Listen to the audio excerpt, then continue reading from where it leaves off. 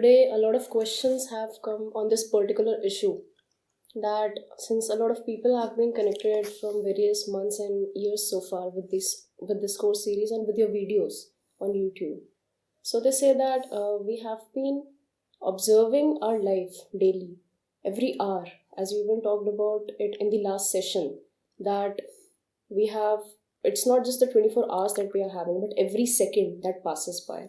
So we have been observing our life daily, our relationships, our relation with work and the world outside. And we see a lot of agitation over there, disputes over there, discontent over there. So Vishal Bamba is here with us, who even recently attended one of the camps, 2-day camp that was conducted last month. So he has asked this question that reason or knowledge helps us to see that ugliness, but our response towards that still comes from a center of dis-ease. So we start to fight the stupidities outside with our internal stupidities. Is that right? Also, is it possible to fight the battles outside without fighting the internal battles? Will that be of any help? First of all, the distinction between external and internal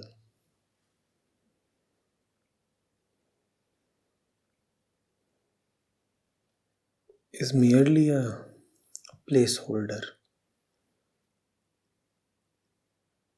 It is a distinction useful to an extent, but it is not a real distinction. In spirituality, we often talk of the external and the internal, or the external versus the internal. The saints have spoken in that language. I too have used that terminology. It is useful.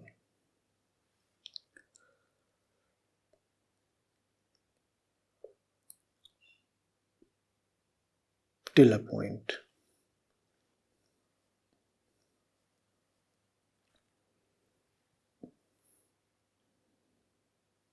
Actually, the external and the internal are one. What do you call as the external? The objects that you see, them you call as external. So you see this camera, that cupboard, that fan, that piece of furniture, that book up there. And you say these are external things. What do you call as internal?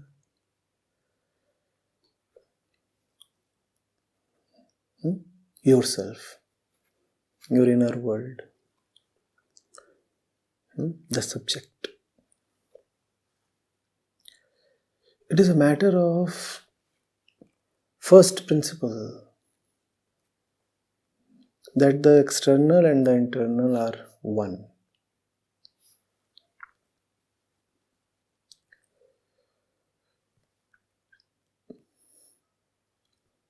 The internal projects the external conditions the internal. The object and the subject are two faces of the same coin.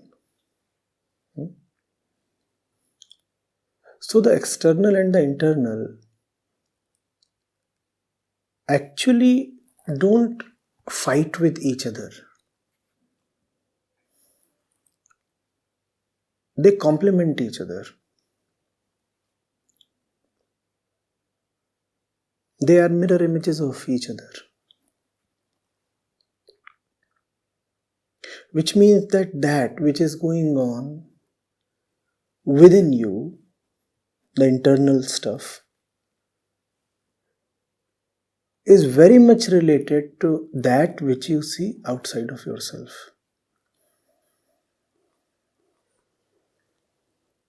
It is impossible to be someone and see something else. Being is seeing.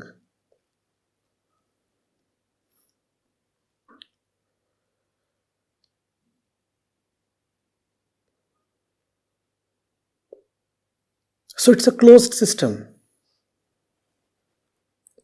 And closed systems cannot just abruptly change from within.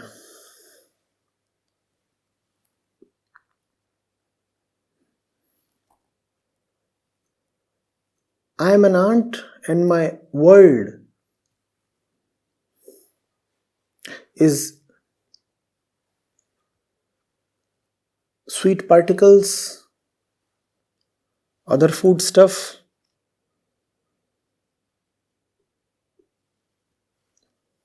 hiding places,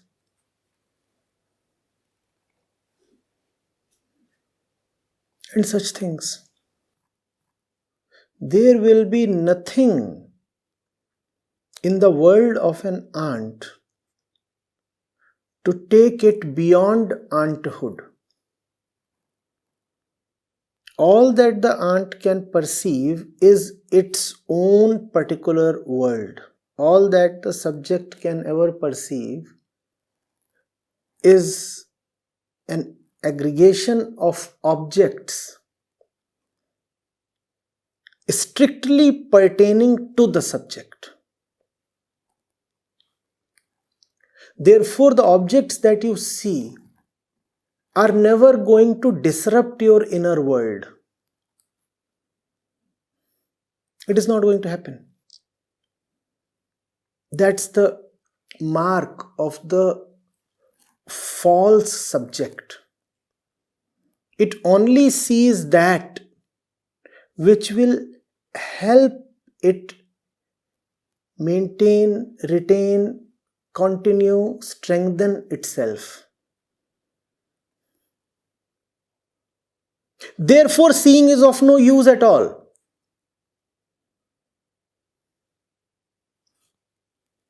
I am a lion. What do I see? I see deer. I see rabbit. I see zebra. I see bones. I see flesh. I see a lioness.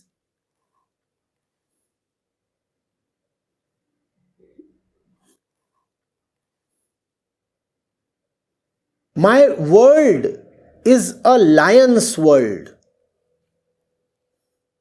And the more I will look at that world, the more my lionhood will keep getting strengthened. No amount of observation, therefore, is going to help a lion. Observation will fail. And now you see why many of the questioners today are saying what they are. They are saying we keep observing. Doesn't help us. It won't help because you only observe what you are.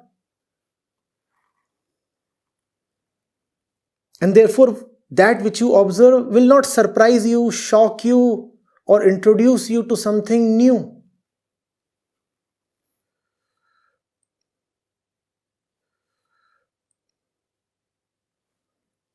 Passing through a jungle, you drop your mobile phone there. The lion comes over the next day, sees a mobile phone lying there. What would it do with the mobile phone? What would it do with the mobile phone?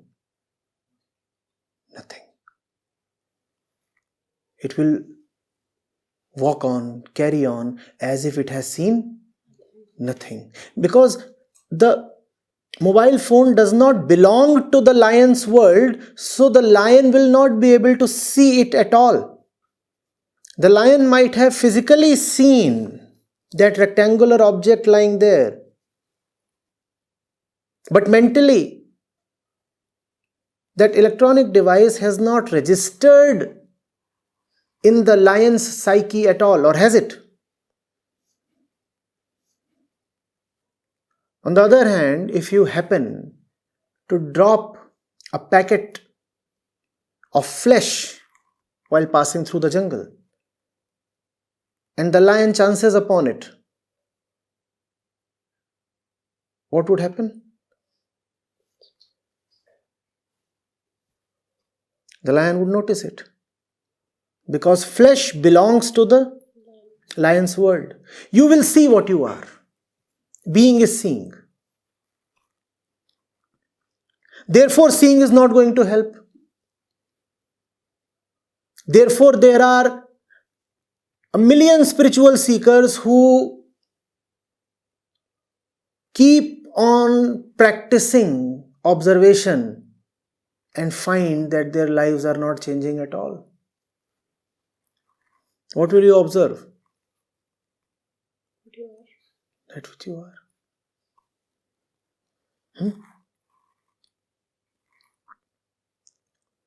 Now you see,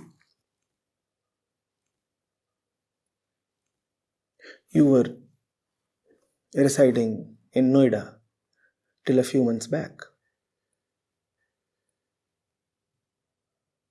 And life was moving on as usual, was it not? All of you were living in that place, in the industrial area. And were you particularly impelled to revolt on a daily basis? We won't live here, we won't live here. And daily you were seeing the conditions there. Or were you not seeing? You were. The air, the water, the noise.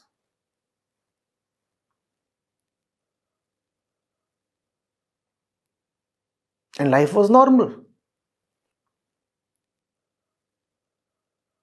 Now that you have shifted here, if you are again told to go back to that place, what would you do?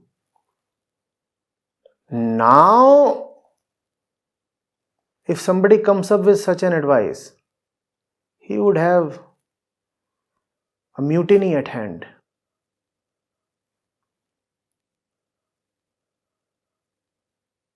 Why? Because now you have seen something new. Now observation will help.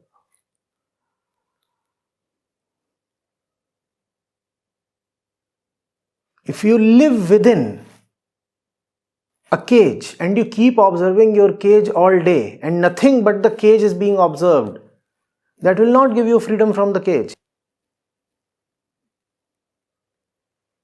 First of all, you require to see something beyond the cage. Only then the cage will become unacceptable to you. Do you see this? Just observing your daily life would often be of very little help. Unless you are simultaneously able to observe life beyond your regular regimen. Observing yourself, observing your circle of friends, you would not be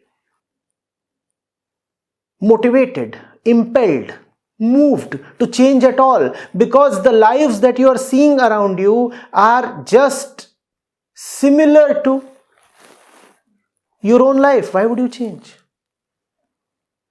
So observation requires something more. Observation requires that you observe where you are and you also observe where the skies are. Two things must be observed, not just one. You have to look at your life and you also have to look at the life of the saint. And then you will feel like revolting. You have to look at your place in Noida and you have to look at your place in Greater Noida. And then you won't want to go back. Otherwise, you can continue living in the same place for another decade.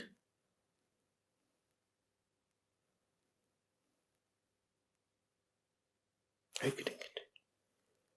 Often it is after change that you realize how badly you needed the change.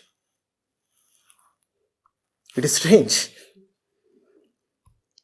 We think in linear terms. We feel that first of all comes the urge to change. First of all comes the inner desire, the impetus to change. And then the desire is followed by the actual change. It does not always happen that way. Such an argument would be given only by votaries of free will. Such an argument would be given only by those who think that man knows what is best for himself. They will say, you decide what is best for yourself and then you make that thing happen. This is a very childish way of thinking. This argument is given by those who think that voters know which candidate is best for them. Do they? This argument is given by those who say that consumers know which product is best for them. Do they?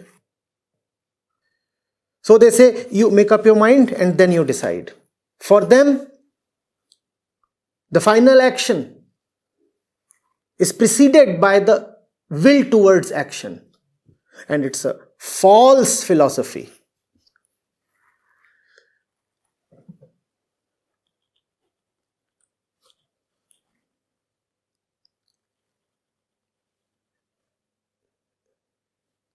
Actually, you require grace. Actually, in matters of real change, first of all, the change comes and it comes often against your will. It is not that you will the change and then you get the change. The change comes first and it often comes either against your will or is indifferent to your will. And once the change has happened, then you realize how badly you needed that change. When the change is happening, you might not support it. You may even want to resist it with all your might. Later on, you become thankful.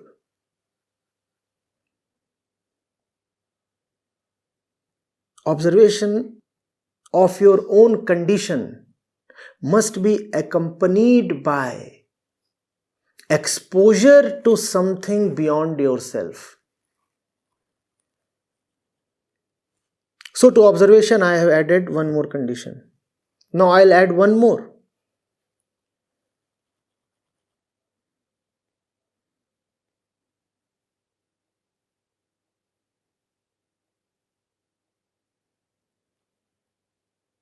Living as you are and where you are,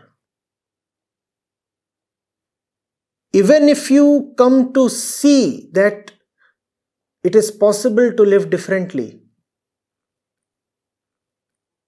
you won't be able to immediately change to a different situation because you have been living like yourself since a long time. You are habituated. So you see something or somebody far higher than yourself.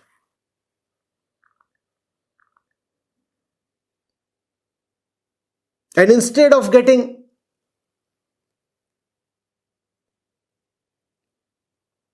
encouraged to reach what you see, you may even feel discouraged.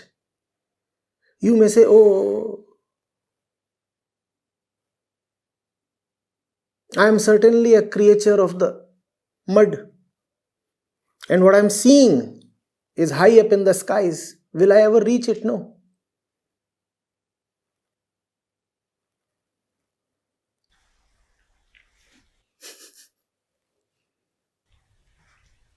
And that is what often happens.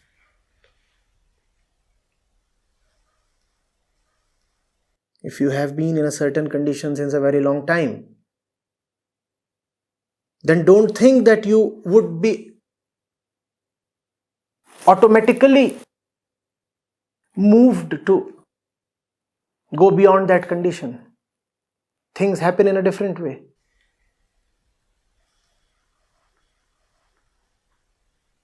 If you are living in a particular way since a very long time, that particular way becomes the truth for you.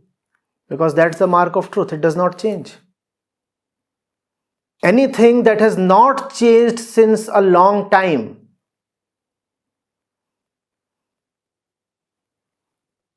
gains the tendency to not change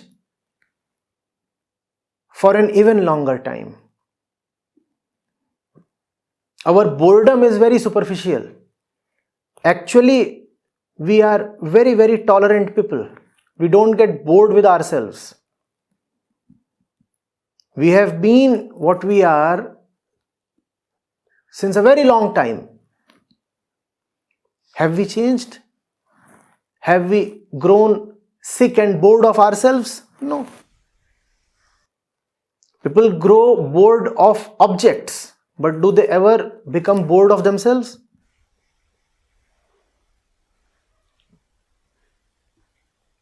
The longer you remain, the deeper is your tendency to remain further like that, like yourself.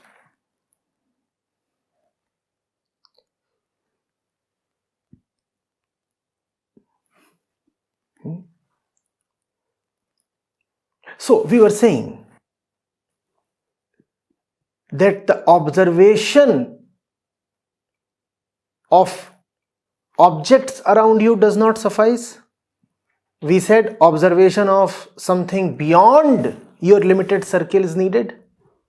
And now we are saying even observation of something beyond your limited circle need not necessarily suffice. You may come up with the argument that this new thing that you are seeing is beyond you. Because what you are observing is a thing of the beyond. And that becomes your alibi, your defense. You say, it is beyond me. How dare I attempt and go for it? So a third thing is also needed.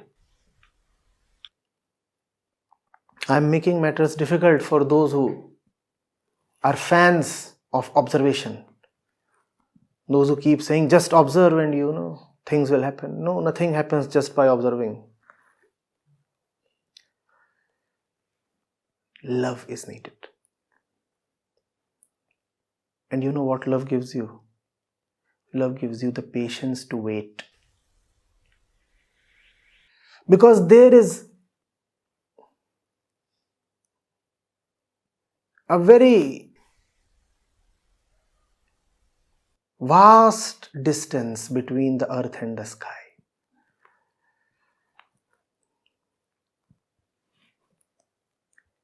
Even if a being of the earth comes to fall in love with the sky, the union won't happen immediately. Or would it? So you require the depth of love that is prepared to wait till eternity.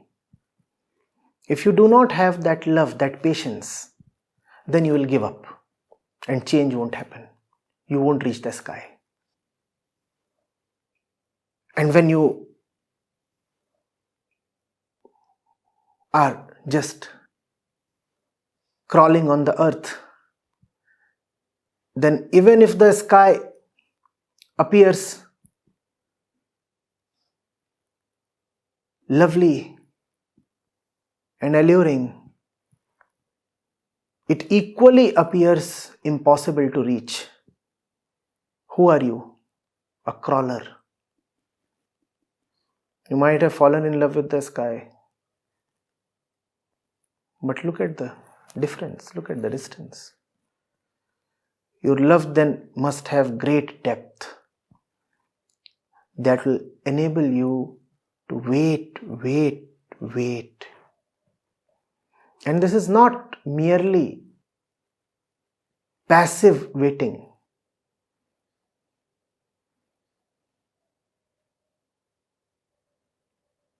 This is longing full of fire. You're not merely hoping for a miracle to happen. You are so deeply in love, you are doing all that you can to either fly up to the sky or bring the sky down. You are doing all that you can. Obviously, all that you can do is not going to suffice, because who are you? You are a little crawler. Little thing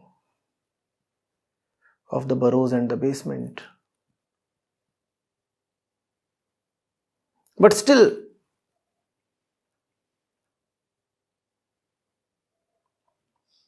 you must beat the earth with your feet. You must hit the stones with your fists. You must do all that you can. That is your love song.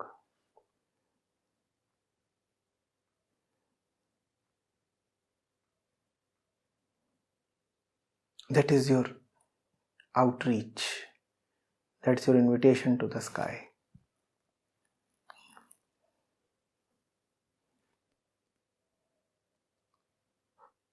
So when does change happen? Change happens when you look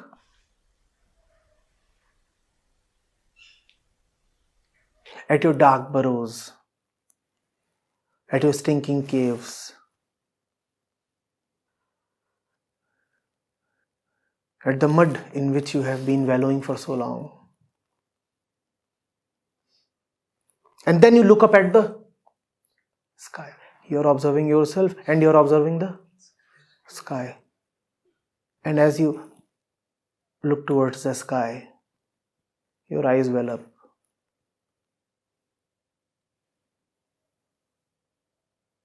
And you want the flow of time to stop that very moment. You want to bypass time. You want to immediately reach then and there to that point when you would belong to the sky.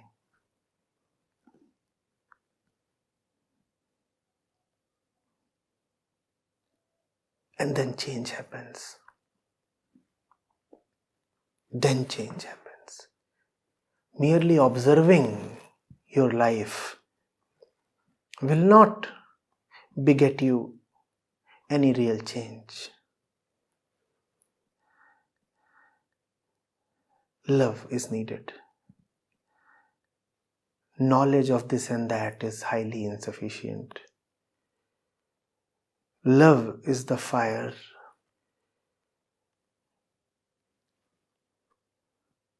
that melts down the bondage that is you.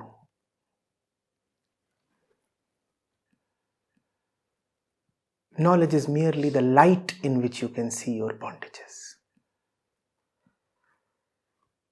Even if you are able to look at your chains in the light of knowledge, that does not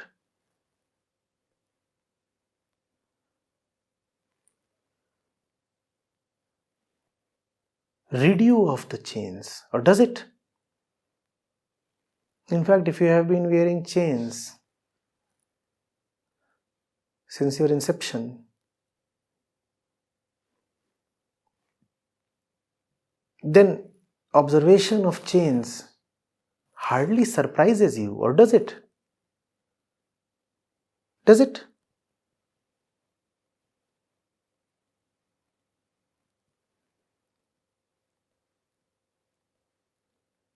knowledge is just the beginning.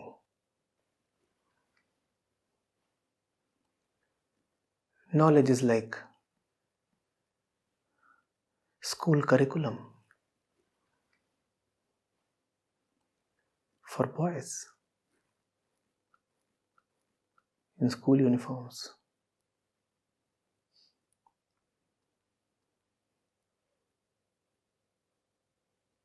Love is for real men.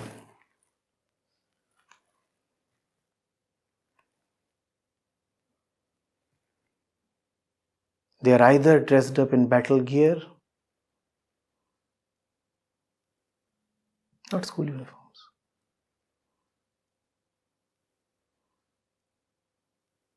or they are not dressed up at all.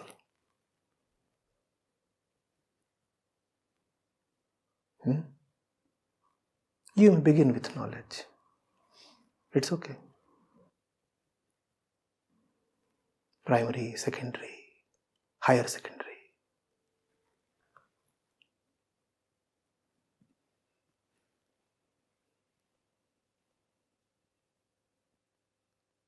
But liberation is not a boyish matter. Liberation is for men who can love.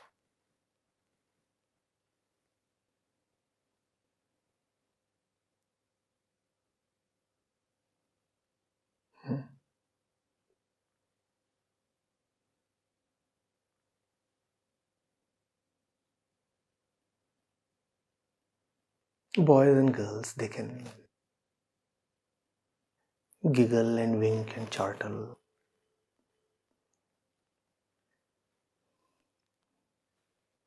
It is men and women who know love and liberation.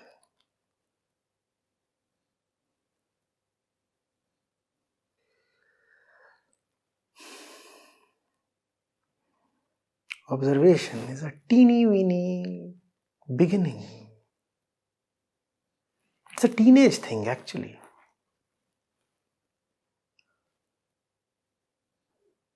You look at the teenagers, they are observing all the time.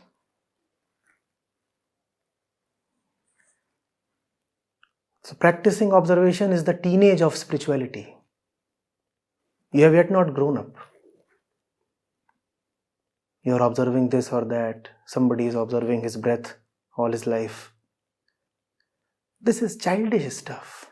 Not bad, not wrong, merely childish.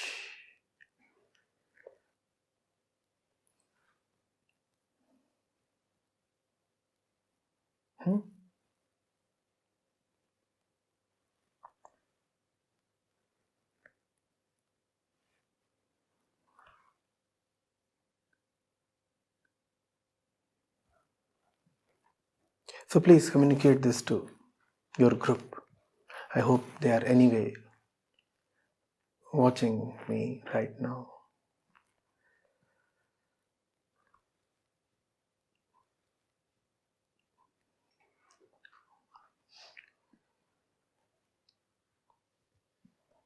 Detached, passive observation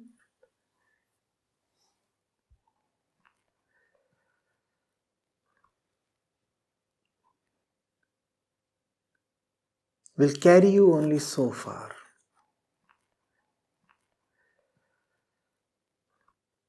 Even when you are practicing detachment, isn't there somebody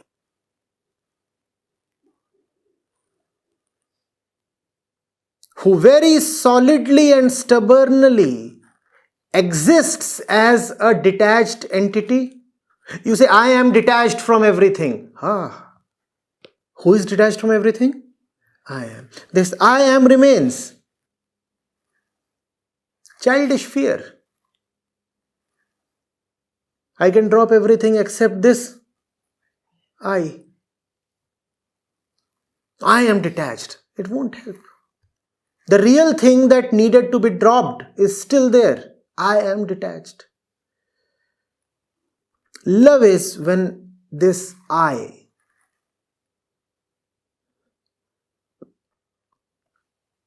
simply melts, goes away somewhere. Nobody knows where.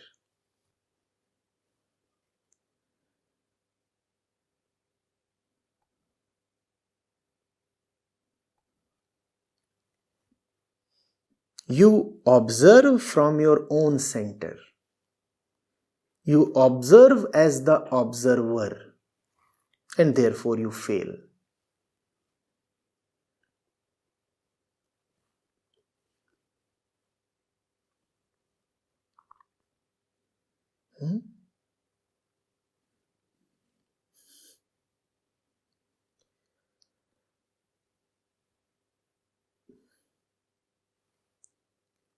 The caged bird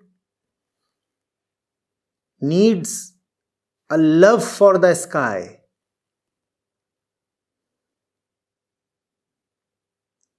Merely ogling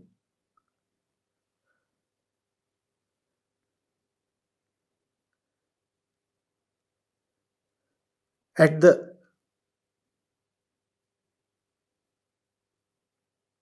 spikes of its cage is not going to help it.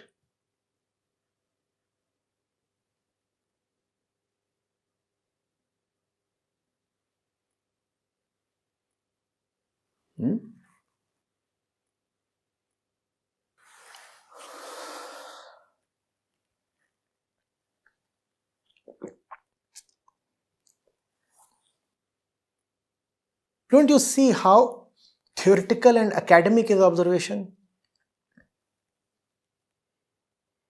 What do you think? People do not know what their situation is. They know what their situation is, but they have no discontent against their situation. And that discontent can come only from love. Only when you have seen something bigger and better than yourself, then you would not want to any more remain who you are. Otherwise, you may know everything about yourself and yet coolly, comfortably continue to remain who you are. Is that not what most people do? Is it hidden from you how you are and who you are, how you live and how you behave and how you spend your time? Is it a very intricate, sophisticated, veiled matter? Is it? It is common sense, it is common observation. We all know that. You don't need to be an expert observer to know these things. Everybody knows the rut he is in. But we have accepted that rut because we know of nothing else. You must not only know of something else, but you must also fall in love with that something else.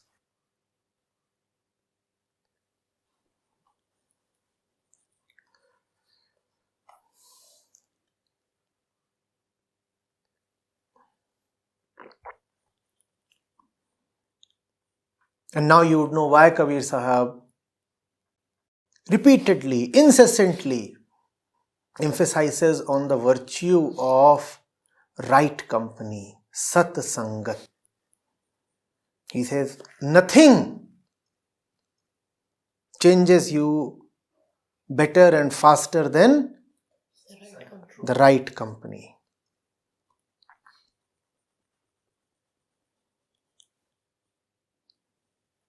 At one point he says,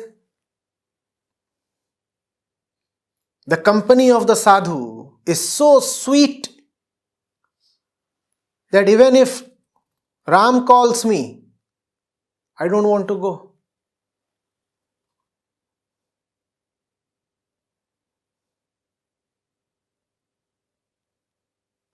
Obviously, it's an emphatic, ebullient overstatement. But you see what he is pointing at. He is highlighting the importance of sitting with the sadhu. Just sit with him.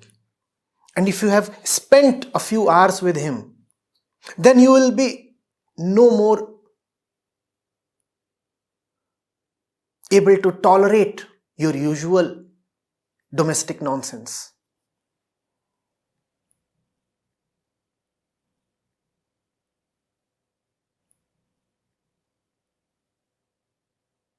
Just knowing that your house is noisy is not enough.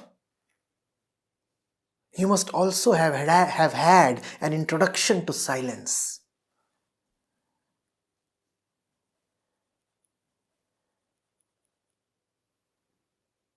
You take that to be the finality. Obviously. Nothing beyond this exists. Man is a very adaptable, a very malleable creature.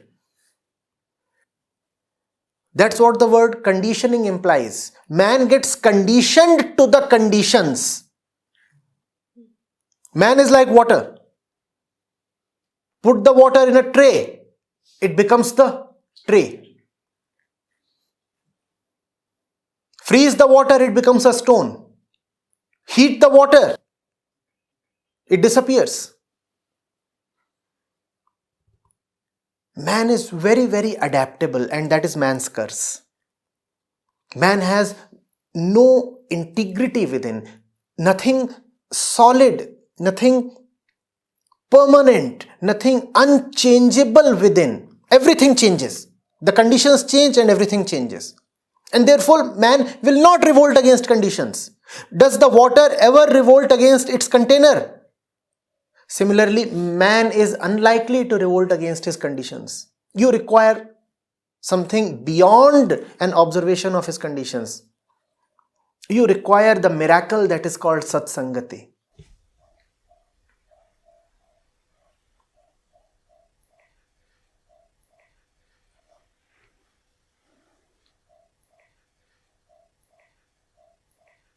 If you travel across the world, you'd be amazed at the different ways in which people live. Especially if you can meet the natives, the indigenous people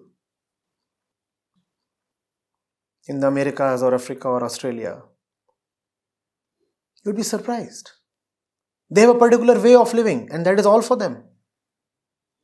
This is my life and this is my world, and that's all. Is there something outside it? I don't think so. Not only do I not know whether there is something outside of my world, I also do not want to know. I'll attack it. You know of what the Sentinelese people did to the American wanderer?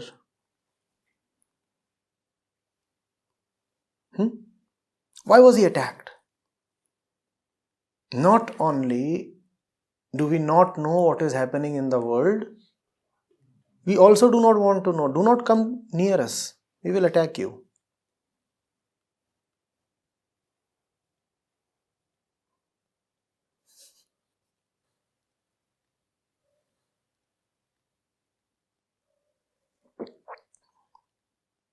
This thing about the natural curiosity of a child is a fool's concept. Man is not curious at all.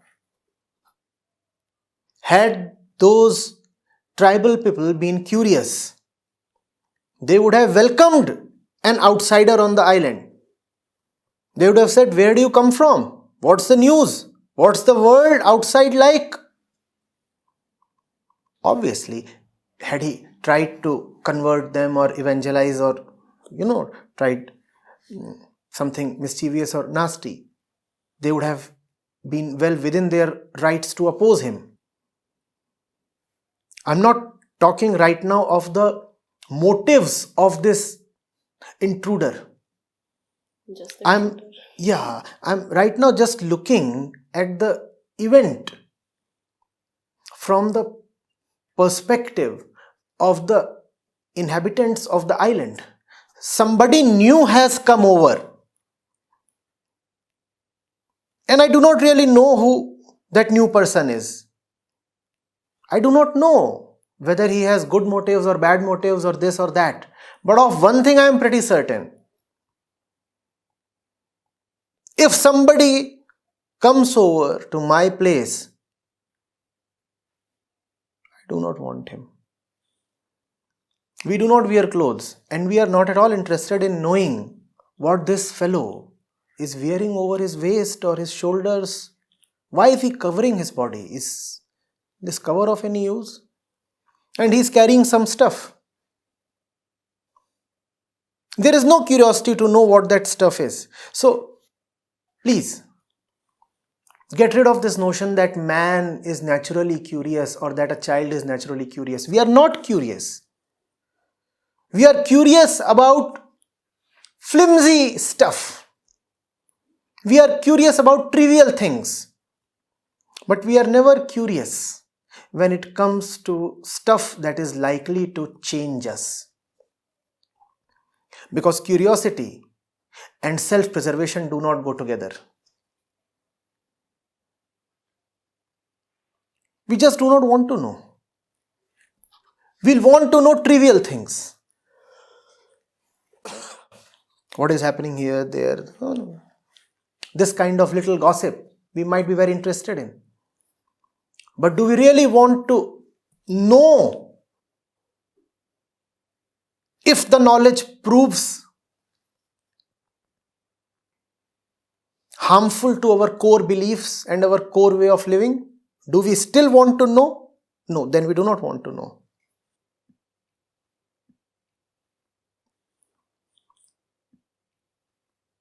Yesterday you asked me, what is it that remains unchanged? While it is true, obviously, axiomatically, that the truth remains unchanged, you must also know that man's deepest tendency also remains unchanged. The I tendency does not change. And the I tendency is all about self-preservation. Let me please continue to be. I am very afraid. That's the I tendency.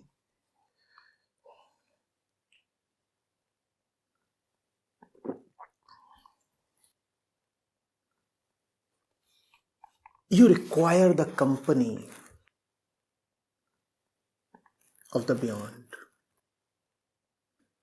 And it would hardly ever happen in a planned way. It would hardly ever happen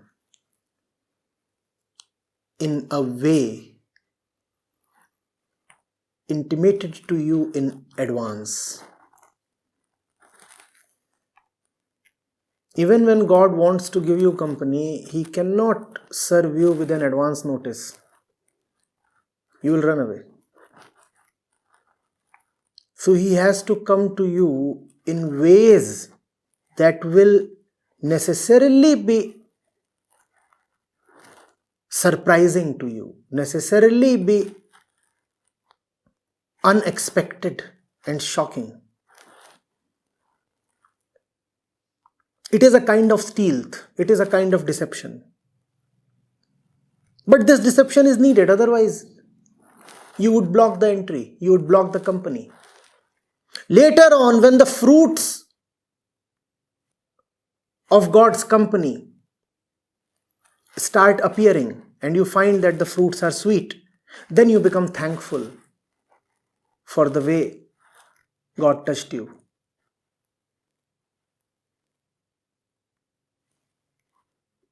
That is absolutely important. And then change happens.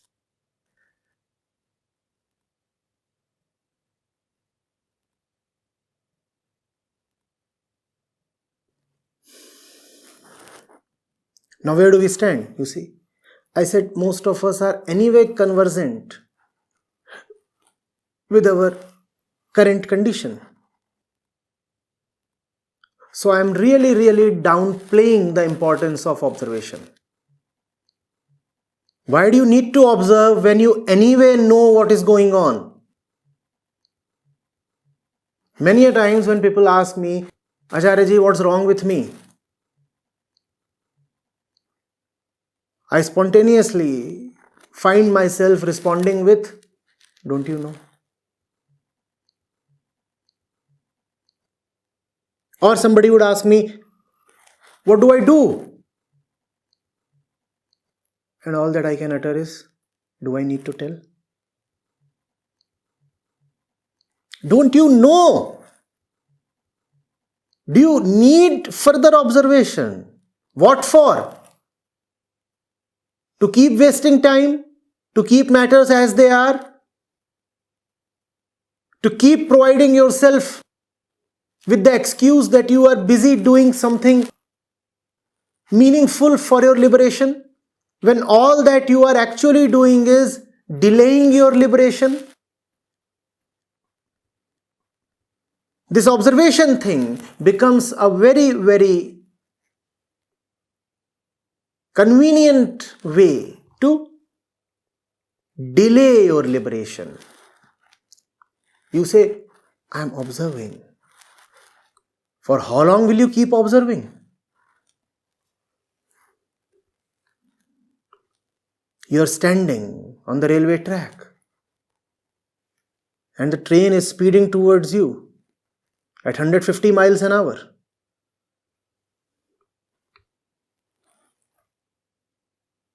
Even kids and cows and madmen have the sense to jump away from the track. But you are a spiritual observer.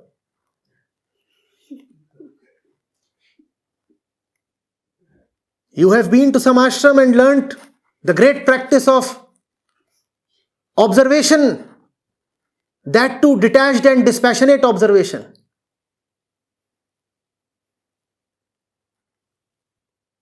Somebody said, I practice passive observation.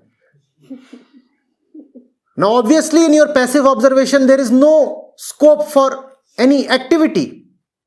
Passivity and activity do not go together. Now, you are passively observing the train coming upon yourself. Wonderful. Keep observing.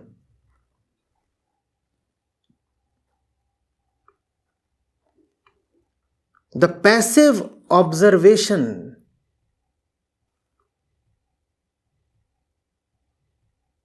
excuse is a very dangerous one. Avoid it.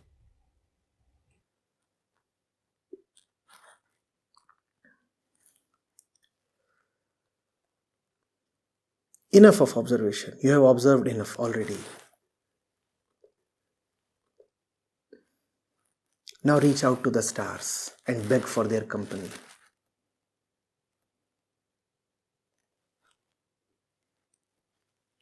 Huh?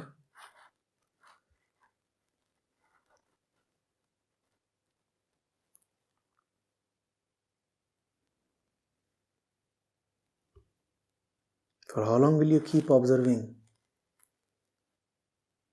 the waste and the refuse?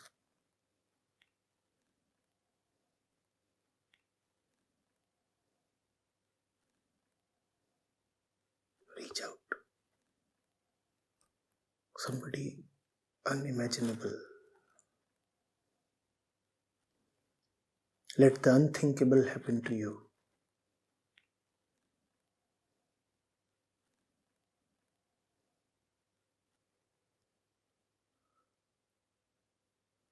Be drawn towards a wildflower and fall in love with it.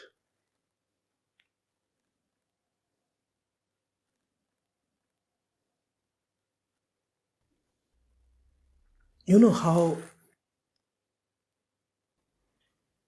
lame knowledge is?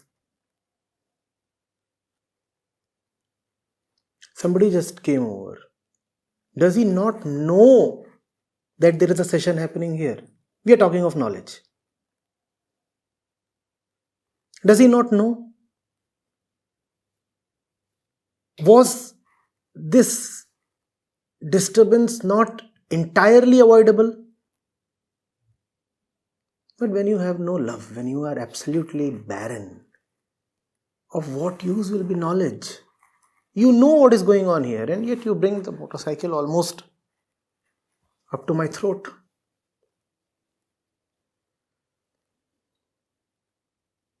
Lovelessness.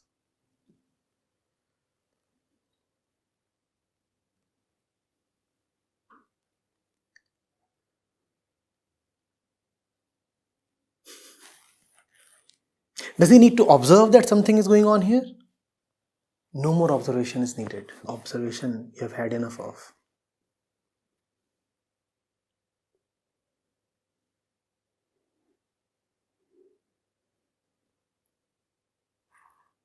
Having not had a bath since 10 days, you do not need to observe whether you are dirty. You know that you are dirty, don't you?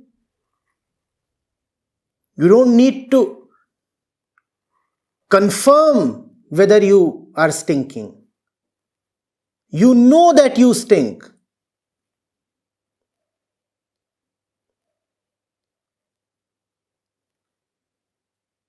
You need a bath, not observation.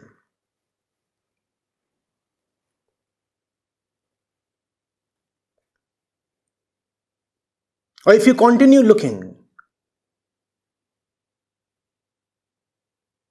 at your muddied face for 10 more hours,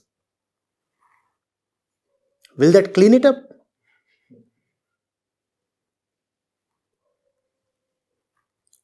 Especially if the observation is dispassionate and detached and passive to boot.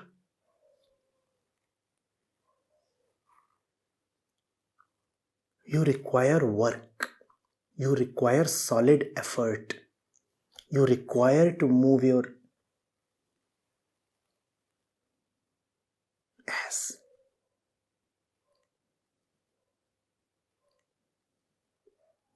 You don't need to just sit somewhere meditating.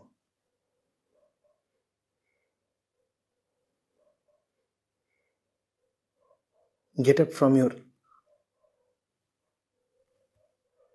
meditation mat. Move that fat ass.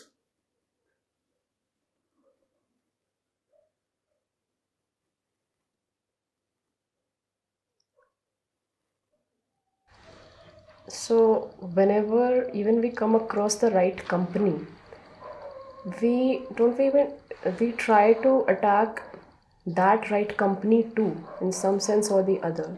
That even reminded me of the crucifixion of Jesus that happened, because even when someone is there to really help you, but you are bent upon clutching to your own boundaries and hell-bent upon this, that you do not want to really get helped out, to come out of your own boundaries. So you stop the other person too in 1,000 ways. So how to be in a right company? Because you know that there is something within you that will be Right company beckons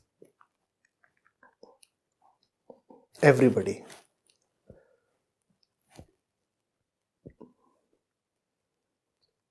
You must have a pre-existing repulsion against your current state,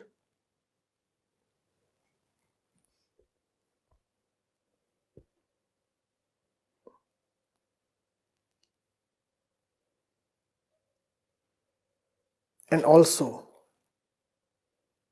preferably, a little predisposition towards the beyond. Only then will you accept the right company that is anyway always available.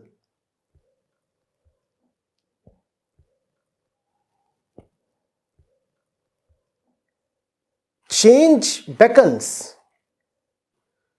Change shows itself up as a possibility.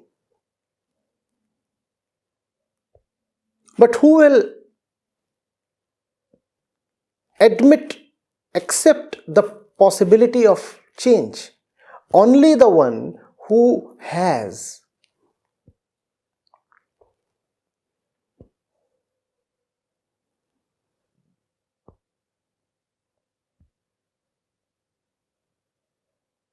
a grudge against her current condition. If you are somebody who is very well settled where she is, then you will not only not accept the change, you might even violently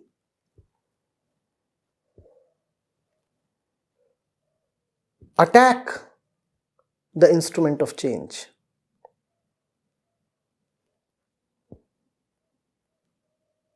And now you will see why. When the agent of change shows up, calls, invites,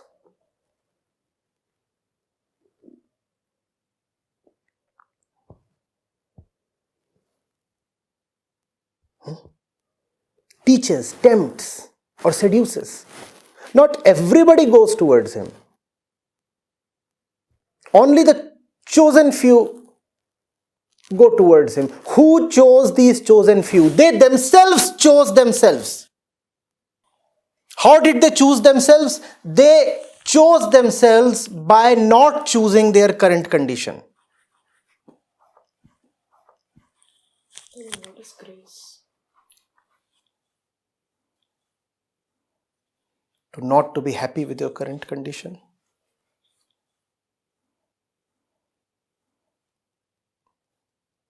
Grace is the dissatisfaction that enables you to accept grace.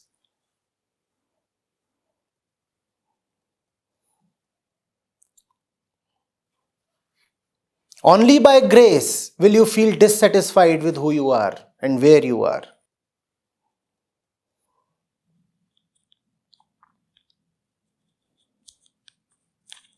And when you talk of grace, you must also remember that grace and the insistence of the ego on free will go together. Grace is always there, but at the same time, the insistence of ego on free will is also always there. So grace is there, but whether or not using its so-called free will, ego chooses the grace, is always an iffy matter. It is always doubtful. So grace is there, always. And the power to choose grace or not is also there with the ego, always. Which means that definitely grace is not always going to be chosen.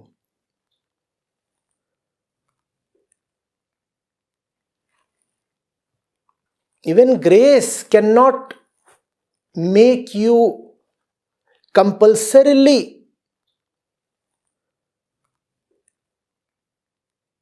choose grace. That is the limitation of grace.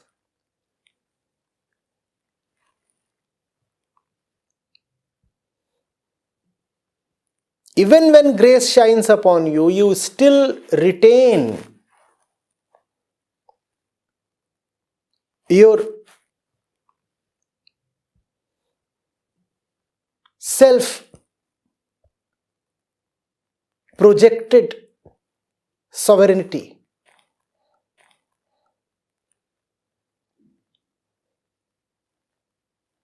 You may choose grace or you may reject it. Your sovereignty will not be taken away even by grace.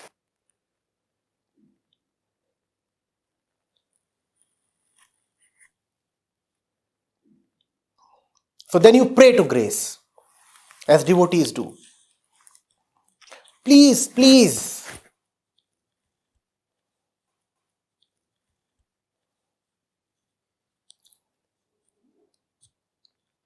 act on my behalf. Please do not let me choose, because if I will choose, then I will choose wrongly. Please take away my power to choose. That's what the devotee asks for. He says, do not allow me to choose. That's the only thing I can ask from you. Take away my sovereignty. My free will is my biggest curse. Take it away. That's what he prays for.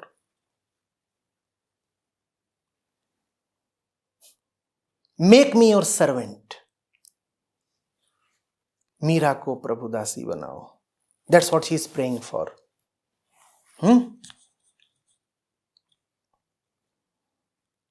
Because as long as I continue to have even a little bit of choice, I will make only the wrong choice. So I am making one final choice and giving up all choices. And what is my final choice? To choose the final one. That's what the devotee does. He makes one final choice and says, please, take this away. This is too much for me to handle. Only you know how to choose. So the power to choose must vest in you.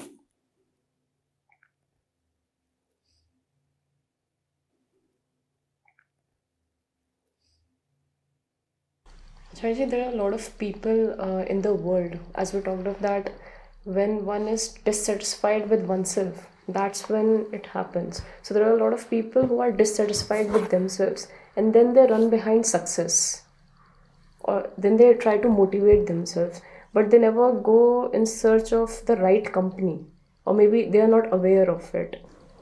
Why does that happen? Usually people who are dissatisfied with where they are not at all dissatisfied with who they really are. So what would they do?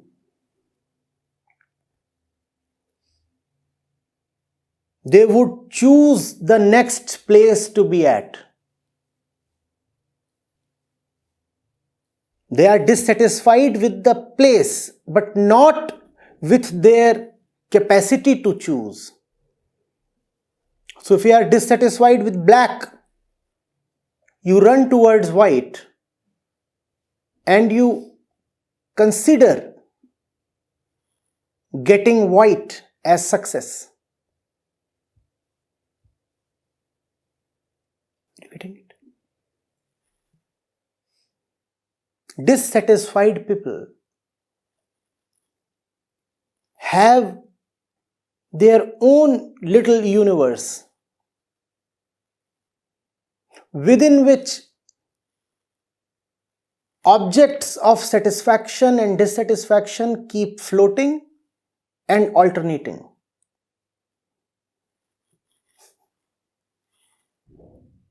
What does not change? Their belief in their capacity to choose rightly for themselves. Even when a fellow says, I have been a total failure, just see what he means. He means to say he knows very well what is success and therefore he knows that he is a failure.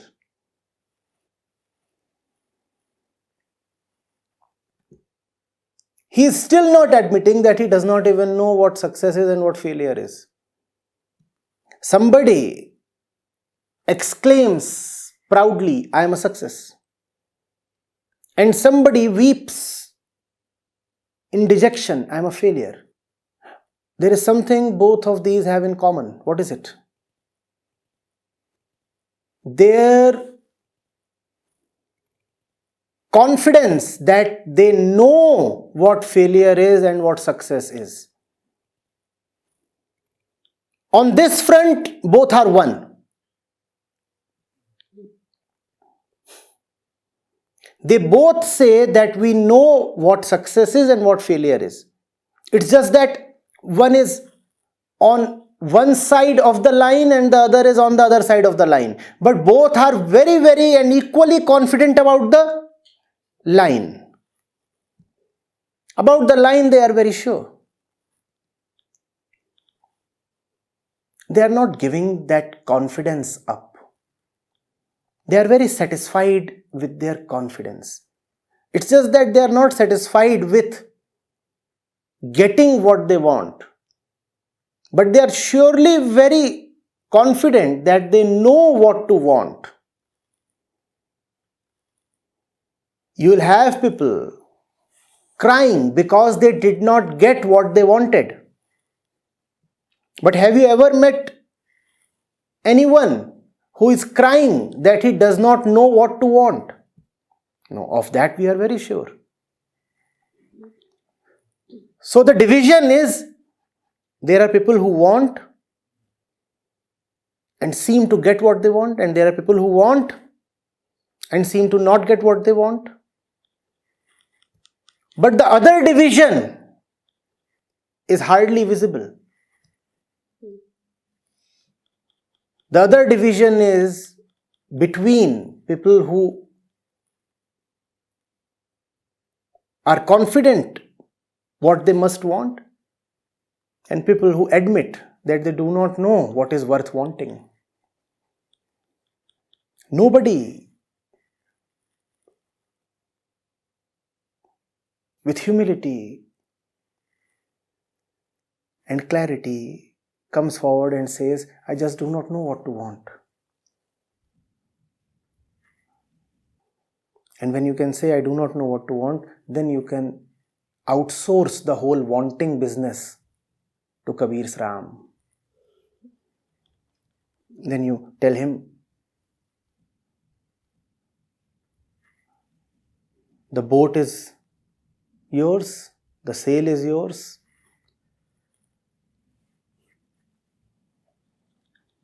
The engine is yours, the boatman is yours.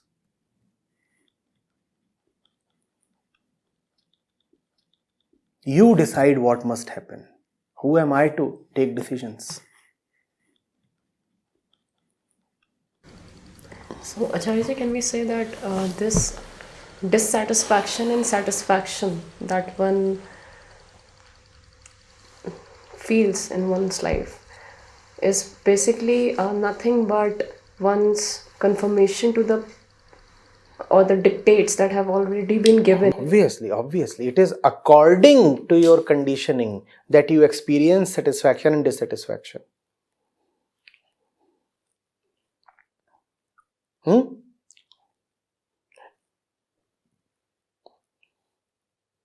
He is happy, he is wearing yellow. She is crying, she is wearing black.